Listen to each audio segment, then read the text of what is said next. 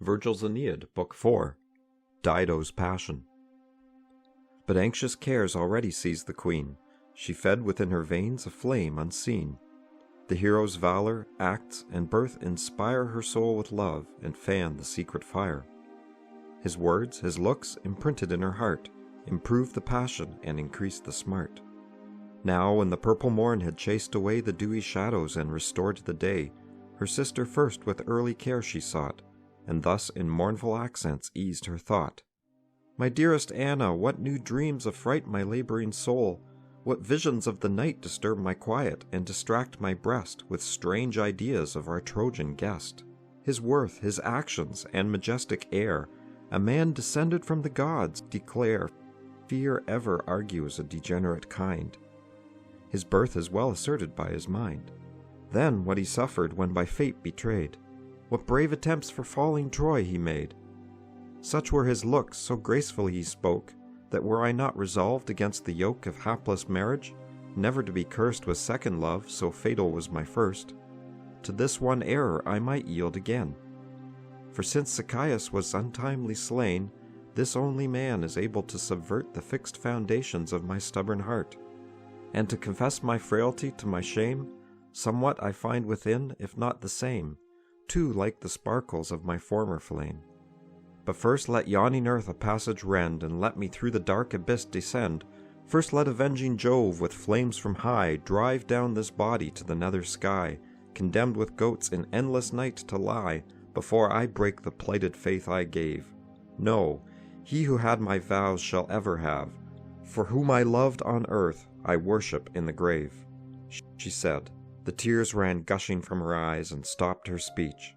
Her sister thus replies, "O dearer than the vital air I breathe, will you to grief your blooming years bequeath, condemned to waste in woes your lonely life, without the joys of mother or of wife? Think you these tears, this pompous train of woe, are known or valued by the ghosts below? I grant that while your sorrows yet were green, it well became a woman and a queen the vows of Tyrian princes to neglect, to scorn Iarbas and his love reject, with all the Libyan lords of knightly name. But will you fight against a pleasing flame? This little spot of land which heaven bestows on every side is hemmed with warlike foes. Gaetulian cities here are spread around, and fierce Numidians there your frontiers bound. Here lies a barren waste of thirsty land, and there the Syrtes raise the moving sand. Barcaean troops besiege the narrow shore, and from the sea Pygmalion threatens more. Propitious heaven and gracious Juno led this wandering navy to your needful aid. How will your empire spread, your city rise, from such a union and with such allies? Implore the favor of the powers above, and leave the conduct of the rest to love.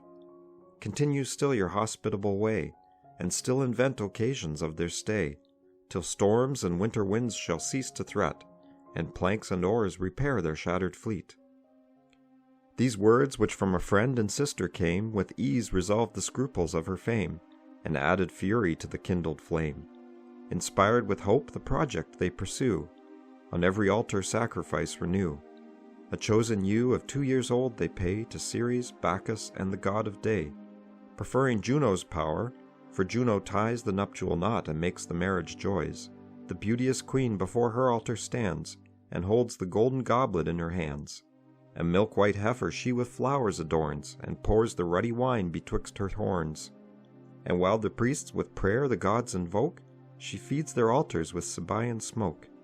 With hourly care the sacrifice renews, and anxiously the panting entrails views.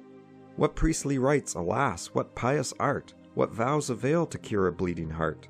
A gentle fire she feeds within her veins, where the soft god secure in silence reigns.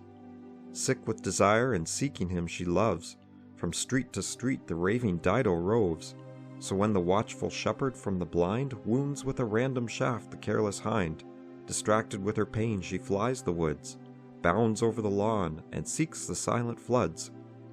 With fruitless care, for still the fatal dart sticks in her side and rankles in her heart.